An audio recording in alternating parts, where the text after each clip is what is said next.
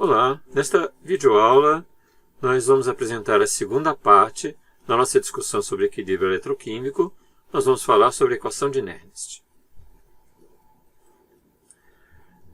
Nosso tratamento vai partir da energia livre de Gibbs.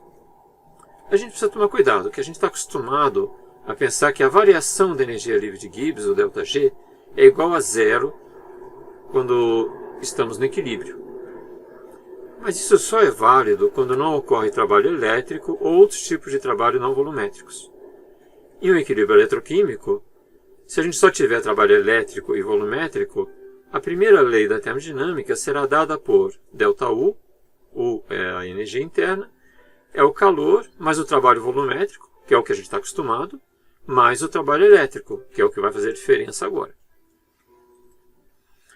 Então, para a pressão constante, o trabalho volumétrico vai ser dado por menos P ΔV.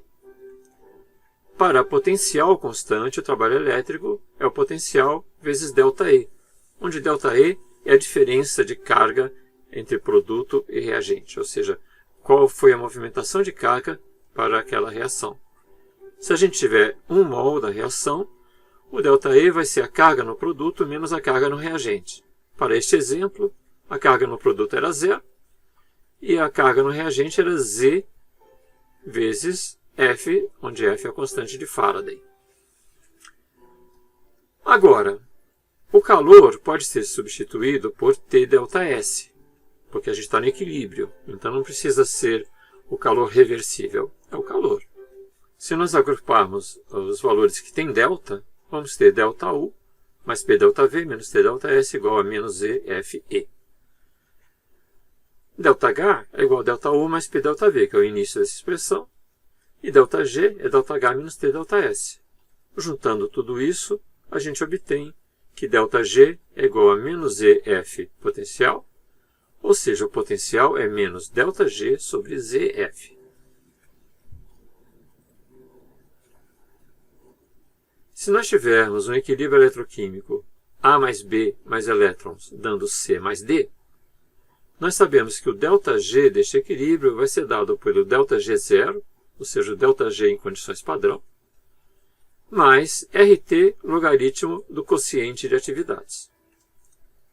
Se nós substituirmos este ΔG por potencial vezes ZF, e depois dividirmos todos os termos por ZF, nós obtemos a equação de Nernst, que é potencial de equilíbrio igual ao potencial padrão menos RT sobre ZF e o logaritmo do quociente de atividades.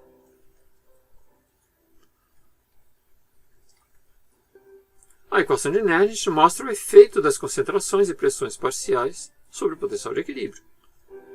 Então, para este equilíbrio, A mais B mais elétrons dando C mais D, o potencial vai ser dado pelo potencial de equilíbrio padrão menos RT sobre ZF, onde Z é o coeficiente dos elétrons, F é a constante de Faraday, R é a constante dos gases, T é a temperatura absoluta e o logaritmo neperiano do quociente de atividades. O potencial padrão corresponde ao potencial quando o quociente de atividades é igual a 1. O que é atividade? Bem, a atividade tem uma definição termodinâmica bem precisa, mas nós vamos pensar nela como uma espécie de concentração efetiva para o caso de solutos. Então, a atividade seria dada por um coeficiente de atividade vezes a concentração. Por que esse coeficiente não é igual a 1 sempre? Porque nós temos o efeito de outros solutos na solução. Mas, para os nossos exemplos neste curso, nós vamos considerar que esse γ é igual a 1, e, portanto, a atividade é igual à concentração. Concentração expressa como? Como mols por litro, o que é uma unidade arbitrária, mas a gente não precisa se preocupar com essa arbitrariedade, porque ela também é utilizada no cálculo do potencial padrão. Então, o valor final do potencial obtido é um valor que independe da escala de atividade utilizada. Para gases nós temos a mesma coisa, uma espécie de pressão parcial efetiva, e nós iremos substituí-la em nossos exemplos mais simples pela pressão parcial desse gás em atmosferas. Para sólidos e líquidos puros ou quase puros, a atividade pode ser considerada como unitária. Então, vamos aplicar isso. Retomando aquela nossa tabela de potenciais padrão, quem é mais nobre, cobalto ou níquel? Bem, nós vimos que o potencial do cobalto é mais negativo que o do níquel, então o níquel é o mais nobre. Vamos aplicar a equação de Nernst. Para o níquel, por exemplo, a equação daria menos 0,250, que é? É o potencial padrão do níquel. Menos RT sobre 2F. O que é o 2? É o coeficiente dos elétrons. Logaritmo da atividade do níquel, que é o produto, sobre a atividade do níquel 2+, que é o reagente. Ambos elevados a 1, porque aqui é 1 e aqui é 1 também. A atividade do níquel, como é um sólido puro, vai ser igual a 1. Então, nós podemos traçar o potencial em função da atividade do níquel 2+. Está aqui a curva. Para atividade do níquel igual a 1, o que acontece? 1 sobre 1 é 1, logaritmo de 1 é 0, então este termo desaparece. Potencial igual a menos 0,25. Está aqui. Se a atividade do níquel 2+ for superior a 1, o que acontece? Este valor fica menor do que 1, este logaritmo fica negativo. Como eu tenho um menos aqui, eu vou ter valores maiores do que 0,25. No caso contrário, para atividades menores que 1, este valor vai ser positivo, eu tenho menos aqui, então nós vamos obter valores menores do que o potencial padrão. Se este valor descesse até 0, isso aqui iria para menos infinito. Fazendo a mesma coisa para o cobalto, vai ser semelhante, com a única diferença de que na atividade igual a 1, o potencial vai ser menos 277 mV. Assim, para uma dada concentração dos íons, ou uma dada atividade, realmente o níquel é mais nobre do que o cobalto. Entretanto, se tivermos uma concentração muito menor de íons de níquel na solução, o que acontece? Ele vai se comportar como menos nobre, ou seja, tem pouco íon na solução, ele vai tender a se dissolver. Assim, se nós tivermos uma quantidade razoável de íons de cobalto na solução, 0,8, digamos, de atividade, frente a um níquel numa concentração baixa, existe a possibilidade de ambos terem o mesmo potencial. Neste caso, 0,8, 0,28, um potencial de menos 0,29. A gente pode ter inclusive o inverso, se a concentração aqui for menor, o cobalto se comportaria como mais nobre do que o níquel. Bem, então vamos agora calcular uma força eletromotriz aplicando Nernst. Nós tínhamos feito um exemplo no outro vídeo do cálculo da força eletromotriz para essa pilha cobre-zinco. Mas a gente calculou sem saber de Nernst, então a gente calculou isso supondo condições padrão. Deu 1,4 volts. Agora vamos aplicar Nernst. Mas só olhando para cá vai ser difícil aplicar Nernst, porque eu precisaria saber a concentração dos íons nessa solução. Então vamos chutar. Vamos dizer que o cobre tenha 3 mols por litro, bem concentrado, portanto, e o zinco esteja bem diluído, 10 a menos 6 mols por litro. Então vamos fazer o cálculo para o cobre. O potencial do cobre vai ser o potencial padrão do cobre, que é 0,337, menos RT sobre 2F, esse 2 aqui, logaritmo da atividade do cobre metálico, elevado a 1, sobre a atividade dos íons de cobre, também elevados a 1. A atividade do cobre metálico é 1, do cobre 2+, é 3, então a gente faz as contas, dá 0,351 volts. Para o zinco, vamos fazer a mesma coisa.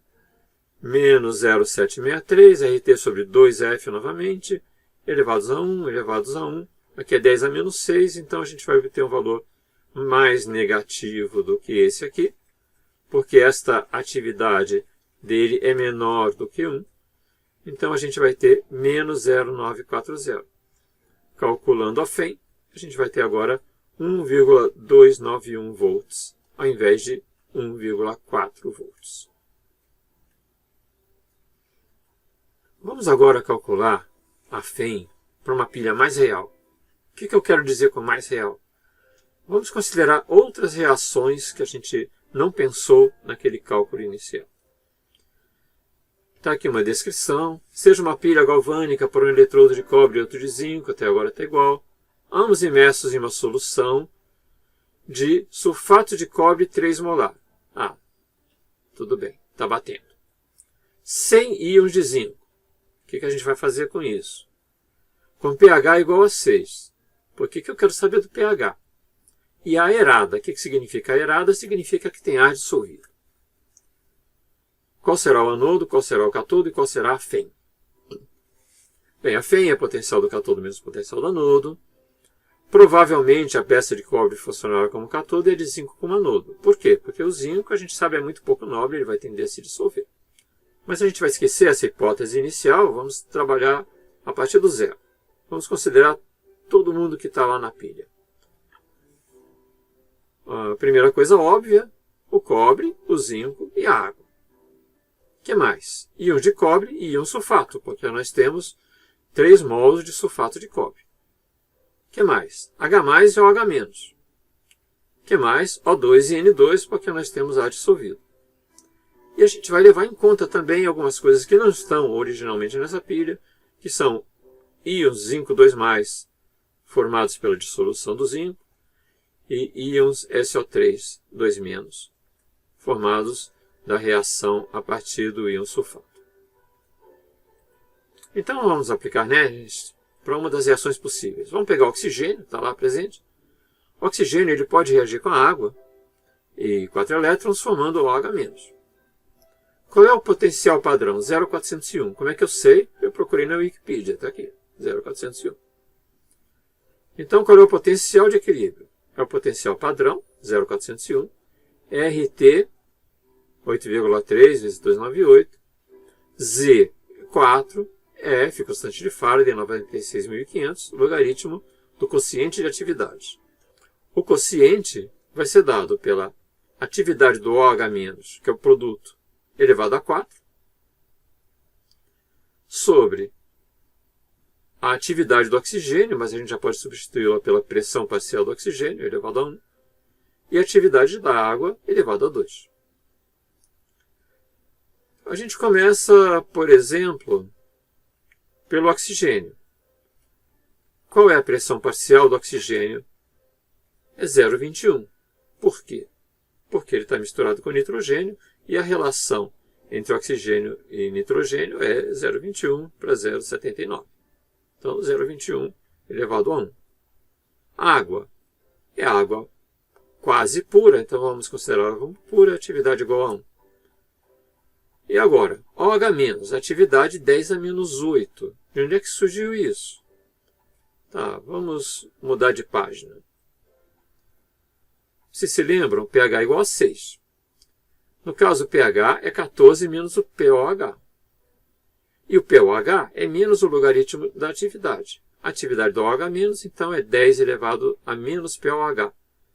Para o nosso caso, então, teremos a atividade do OH-, vai ser 10 elevado a menos 14 menos 6. O que é o 6? É o pH. Vai dar 10 a menos 8. Eu já comentei a pressão parcial do oxigênio 0,21 e a atividade da água igual a 1. Assim, o potencial de equilíbrio vai dar 0,864 volts. Vamos calcular agora o potencial para as demais reações de redução. Nós calculamos aqui para o oxigênio, nós podemos calcular para a reação de SO4 formando SO3. O que nós temos? Aqui nós temos o quociente de atividade. O que é 3? É a concentração do SO4. Se lembram? sulfato de cobre, 3 molar. O que é o 1? Atividade da água. O que é o 10 a menos 8? Atividade do OH-. E a atividade do SO3 2-. A gente colocou 10 a menos 6. Por quê? Bem, no início a gente não tem SO3 2-. Então, poderia ser 0 essa atividade. Daqui a pouco a gente discute isso por causa do zinco. Bem, então tem a reação do cobre aqui. Aqui é a atividade do íon de cobre, que é 3 molar. A gente está supondo dissociação completa. E aqui a atividade do cobre metálico igual a 1. A reação do O2, a gente já fez as contas, 0,864. E H+, formando H2, a gente vai ter o quê? 10 a menos 6. O que é isso? É a concentração do H+, a atividade do H+. Por quê? Porque o pH é igual a 6, vai dar 10 elevado a menos o pH. E aqui, pressão parcial do H2. Por que é 1? Porque a bolha de H2 vai se formar no líquido. E a pressão do líquido é a pressão atmosférica. Claro, é um pouquinho maior do que a pressão atmosférica, porque a gente tem uma pequena coluna d'água, mas é desprezível. Agora vamos fazer as mesmas estimativas para possíveis reações de oxidação. Quem pode se oxidar? Os dois metais. O cobre pode virar cobre 2+, o zinco pode virar zinco 2+. Então a gente já sabe fazer essa conta para o cobre. Deu igualzinho 0,351. Bem, não é oxidação? Ele não devia botar a equação ao contrário? Se eu botar ao contrário, vão inverter os sinais e eu teria menos 0,351. A gente pode fazer isso? Inverter e fazer o potencial de oxidação? Poder pode, mas a gente teria que fazer os raciocínios todos diferentes do que a gente vai fazer aqui. Aqui a gente vai considerar sempre o potencial de redução. Mas não é oxidação? É oxidação. Mas também não é oxidação. Porque, olha, a gente está no equilíbrio. No equilíbrio, a reação não é nem oxidação nem redução. Ela está em equilíbrio. Nas duas direções, a velocidade é a mesma. Então, a gente adota como padrão, e essa foi uma decisão internacional, vários anos atrás, de adotar como padrão a reação de redução. Então, eu escrevi aqui como oxidação, mas na hora de fazer a conta, eu fiz a conta como redução. Ou seja, o que é esse 3 aqui? É o cobre 2+. Ele está embaixo, mas ele aqui está como produto, mas eu calculei como se ele fosse um reagente. Muito bem, a mesma coisa para o zinco. Agora, para o zinco, está aqui o zinco metálico, atividade igual a 1. Atividade dos íons de zinco, 10 a menos 6. Mas o que dizia o nosso texto da pilha? Que não tinha zinco. Não tinha íon de zinco na solução. Por que eu não botei 0, então? Se eu botasse 0, esse potencial ia dar menos infinito, e eu não sei trabalhar com menos infinito. Mas eu tenho motivos um pouco mais sérios para dizer isso. Não é porque eu não consigo trabalhar com menos infinito. É porque, na verdade, a equação de Nernst ela começa a ter validade quando o eletrodo está totalmente recoberto pelos íons reagentes. Totalmente recoberto significa que existem alguns íons lá. E o número que se considera razoável para início da validade da equação de Nernst é em torno de 10 a menos 6. Então, todo mundo, quando não tem o íon na solução, a gente considera 10 a menos 6. Se fosse 10 a menos 7, 10 a menos 8, tudo bem, não ia dar grande diferença. Terceira reação de oxidação. É a inversa daquela do oxigênio. Ou seja, eu tenho OH-, ele pode formar o gás oxigênio e assim por diante. Agora reparem, este potencial para a reação 3 deu diferente do potencial para a reação 6. Por quê? Não é a mesma reação? No caso do cobre, a gente não fez nas duas direções e deu igual? Mas agora muda uma coisa. Quando eu tenho oxigênio, ele está no ar. Ele está nas bolinhas de ar. Então, a pressão parcial dele é 0,21. Quando eu crio oxigênio, eu estou criando uma bolha em que o oxigênio está puro. Então, a atividade dele passa a ser 1. Então, este 1, este 0,21 é que dão essa diferença de 874 para 1,864. Uma pequena diferença. Agora, então, vamos juntar tudo. E o que a gente faz? A gente está com um monte de valores aí. Qual é a FEM? Olha, a gente vai fazer as combinações possíveis, certo? Os potenciais de redução menos o potencial de oxidação e ver o que acontece. Está aí, os potenciais de redução estão aqui, os potenciais de oxidação estão aqui. A gente faz a diferença. Esses que estão fraquinhos aqui é porque a diferença deu negativa. E força eletromotriz, para isso aí ser uma pilha, tem que ser positiva. Os valores positivos são esses e o maior valor é 1,804 volts. Então, se esse valor se estabelece, essa é a FEM da pilha. Eu monto essa pilha, vou medir lá a voltagem. Tenho lá meu multímetro de novo, meço essa voltagem. Vai dar 1,8, é essa a FEM. Mas vamos ver quais são as reações envolvidas. Reação de oxidação é a dissolução do zinco, era o que a gente esperava. Agora, a reação de redução não é a do cobre, é a do oxigênio. Então, o oxigênio está agindo como oxidante, é o que ele faz de melhor na vida, e a gente obtém isso. Mas então, a pilha vai o tempo todo operar com a FEM de 1,8 volts? Não necessariamente. Porque a gente tem oxigênio lá dissolvido, porque a solução foi agitada, entrou bolinha de ar. Mas, se a gente bota a pilha para operar, esse oxigênio vai sendo consumido. E é muito provável que ele se esgote, a menos que a gente agite mais, mas que ele se esgote antes do cobre se esgotar. Então, quando o oxigênio se esgota, essa linha aqui desaparece, e quem passa a mandar? 1,291 volts, que é a reação do cobre como cátodo e o zinco como anodo. Muito obrigado.